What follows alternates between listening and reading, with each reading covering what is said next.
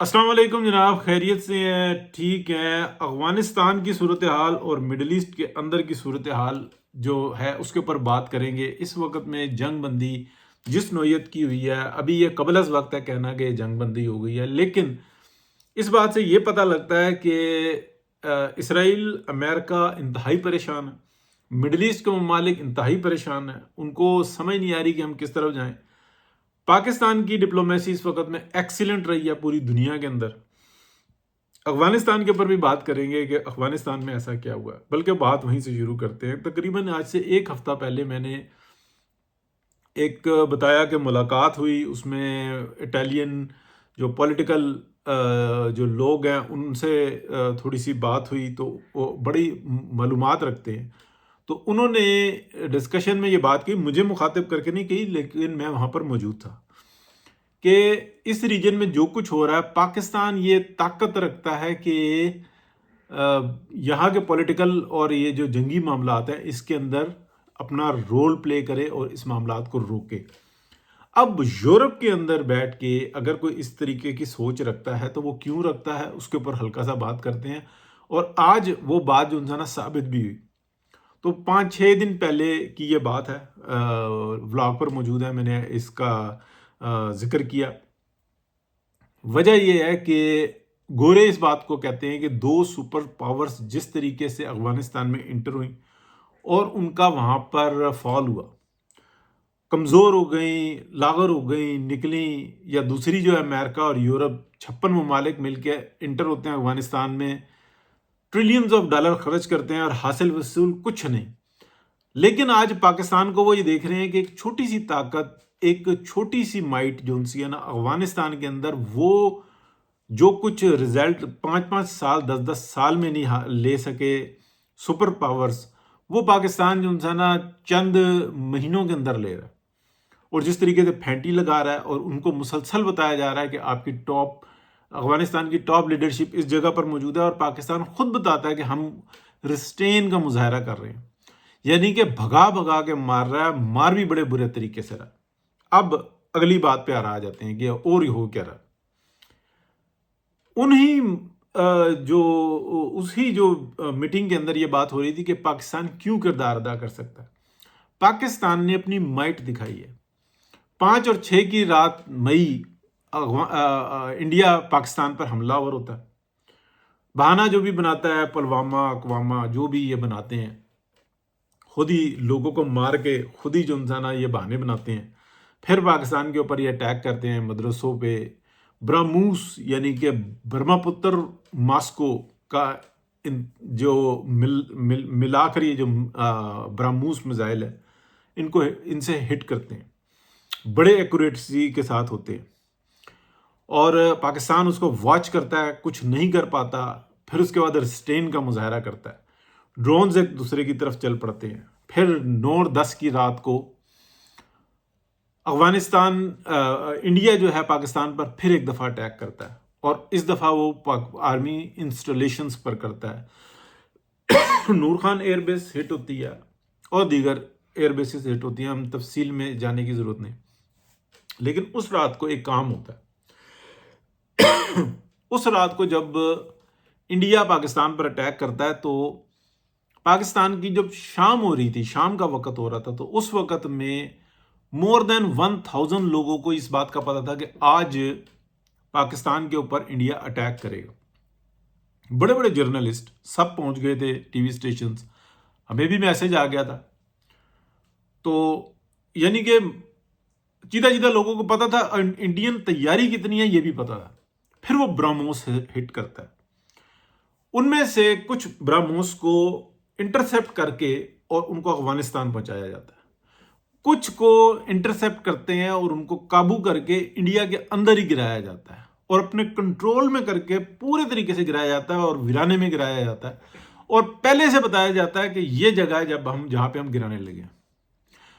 وہاں پر پوری دنیا کے جو واچ کرنے والے تھے، یعنی کہ دنیا کی سب سے زیادہ سیٹلائٹوں کا جو جمعہ بازار لگا ہوا تھا، وہ انڈیا اور پاکستان کے اوپر لگا ہوا تھا، ہر ایک واچ کر رہا تھا۔ وہاں پر یہ ایک دم سے ہوا، آواز اٹھی کہ پاکستان لے دے گیا، پاکستان نے یہ جو کام کر دیا، ابھی تو یہ صورتحال یہ ہے کہ انڈینز نے اپنے جو انسٹالیشنز ہیں اس میں سے کنیکشن ہی ختم کر دیے ہیں کہ ہمارا کسی قابل ہی نہ رہے، اور پاکستان کی جو ایئر فورس ہے وہ انٹر ہوتی ہے اور ٹھیک ٹھاک قسم کی جو نا بینڈ بجاتی ہے انڈیا کی، ریڈار سسٹم بند کر دیتے ہیں، ان کا جو پورا انفراسٹرکچر تھا اس کی ایسی تیسی پھیر کے رکھ دیتے ہیں، ان کی میٹرو ٹرینز وغیرہ سب بند کر دیتے ہیں، ان کی جو الیکٹریسٹی کا نظام ہے اس کو تباہ کر کے رکھ دیتے ہیں۔ یہ کیسے کرتے ہیں؟ یہ سائبر کمان جو نا وہ کرتی ہے، سائبر جو فورس ہے پاکستان کی وہ کرتی ہے۔ اس کے بعد کیا ہوتا ہے؟ پوری دنیا کے اندر ایک میسج جاتا ہے کہ پاکستان نارمل نہیں ہے۔ جو ٹیکنالوجی پاکستان نے انڈیا کے خلاف استعمال کی ہے وہی ٹیکنالوجی اتنے ہی ٹائم کے اندر وہ دنیا کے کسی بھی حصے میں کی جا سکتی ہے۔ پلس اس نے جس کوالٹی کے میزائلز کو کنٹرول کر کے یہ بتایا ہے کہ ہم ان کو افغانستان بھیج رہے ہیں اور ان کی رینج چیک کر رہے ہیں کہ یہ کتنے زبردست طریقے سے جاتے ہیں اور کتنے دور تک جاتے ہیں، اس کی اتی بیتی نکال کے رکھ لیتے ہیں۔ تو وہاں پر جو انسان سب نے اس بات کو کہا کہ نہیں، یہ پاکستان کا مقابلہ کرنا بہت مشکل ہو گیا، انڈین ٹیکنالوجی فیل ہو گئی ہے، براموس فیل ہو گیا ہے۔ نیکسٹ ٹائم میں اگر یہ حرکت ہوئی تو انڈیا کا براموس ہوگا اور انڈیا کے ہی شہروں پر گرے گا، اور پھر یہ جو نا شور مچے گا۔ میں یہ بات کہہ رہا ہوں کہ انڈیا کا براموس ہوگا اور انڈیا کے شہروں پر گرے گا، جو کہ نہیں گرایا جاتا۔ لیکن کوئی انڈیا کلیم نہیں کر سکتا کہ بھائی جان ہمارا میزائل تھا اور ہماری جوتیاں تھیں، ہمارا ہی سر تھا، ہمارے ہی شہر تھے، ہماری عوام تھی۔ انڈیا سے نہیں سنبھالا جائے گا کہ اگر آپ سنبھال ہی نہیں سکتے تو فائر کس لیے کرتے ہو؟ ہم دیکھتے ہیں کہ سعودی عربیہ اچانک سے جناب وہ یہ کہتا ہے کہ ہم نے معاہدہ کرنا ہے، اس کو بلاتا ہے، امریکہ سے پوشیدہ رکھتا ہے، یورپ سے پوشیدہ رکھتا ہے، اناؤنس کرتا ہے۔ کیا صورتحال تھی؟ سب کو یہ رپورٹس مل گئی تھی کہ پاکستان کس جگہ پہ کھڑا ہے۔ پاکستان کی مائٹ اس وقت میں بہت زبردست ہے، پاکستان کی اکانومی بے شک کہ ویک سے ہی، لیکن وہ مائٹ کے حساب سے کسی اور جگہ پہ کھڑا ہوا ہے۔ اب میں اگلی آپ کو بات بتاتا ہوں کہ یہاں پہ کیا ہوا۔ جب میں نے یہ بات کی تھی تو اس کو نارمل لیا گیا تھا، میں نے بھی تو مطلب یہاں کے جو ڈپلومیٹس ہیں وہ کوئی نارمل تو نہیں ہے، اس کے اوپر تو پھر وہ مریخ اور مشتری ہیں زمین کے اوپر، یعنی کہ یورپ اور امریکہ ہی ہے۔ اس وقت میں کیا ہو رہا ہے دیکھیں، اللہ تعالیٰ نے عزت دینی تھی پاکستان کو، اور پاکستان کو عزت دی۔ امریکہ بھی جانتا ہے، رشیا بھی جانتا ہے، چائنا بھی جانتا ہے کہ اگر اس صلح کو پاکستان اپنی ضمانت دے گا تو وہ بہترین ہوگی۔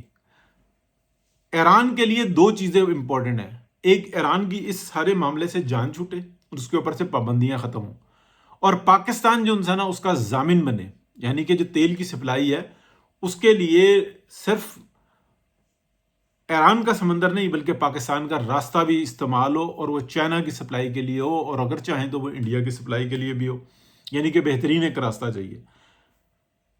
پاکستان پروو کر چکا ہوا ہے کہ ہاتھا پائی کر کے، ڈانگ سوٹا کر کے انڈیا پاکستان کا کچھ نہیں بگاڑ سکتا، بلکہ اگلی باری جو ان نا بہت ہی بری پھینٹی ہو جائے گی۔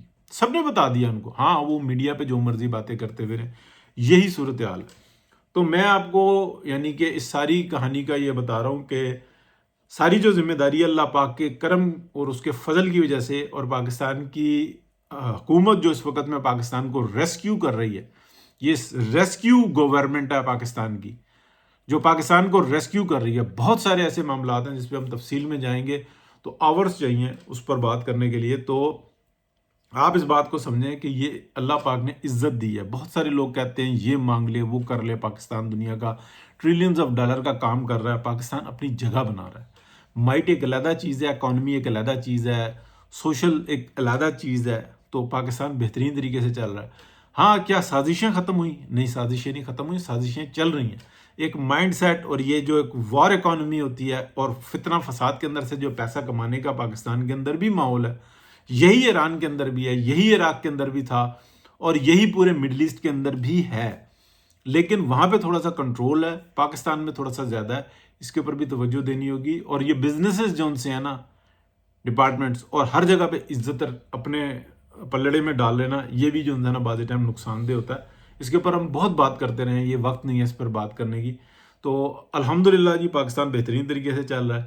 جو بات میں کوئی کریڈٹ نہیں لے رہا، یہی بات چل رہی تھی پوری دنیا میں کہ مائٹ ایک علیحدہ چیز ہے، ڈنڈا سوٹا ایک علیحدہ چیز ہے، اکانومی ایک علیحدہ چیز ہے. پاکستان کو اس اکنامیکل کرائسس سے نکلنا ہوگا، اور اس وقت میں جس طریقے سے پاکستان نکل رہا ہے اور سروائیو کر رہا ہے، یہ ایک معجزہ ہے کہ 1 سال سے کم عرصے کے اندر پاکستان دوسری جنگ بہترین طریقے سے لڑ رہا ہے.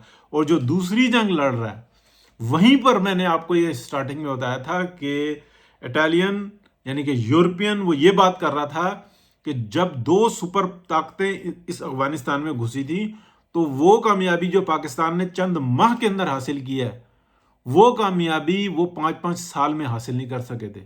کہ لیڈرشپ ڈسپرس ہوئی ہے، وہ بھاگ رہی ہے، اور ایک دوسرے کے ایڈریسز دیے جا رہے ہیں کہ وہ وہاں پہ چھپا ہوا ہے، وہ وہاں پہ بھاگ رہا ہے، وہ اس جگہ پہ موجود ہے، اور پاکستان کہہ رہا ہے کہ ہم نے ان کو اپنے طریقے سے ٹیکل کرنا ہے.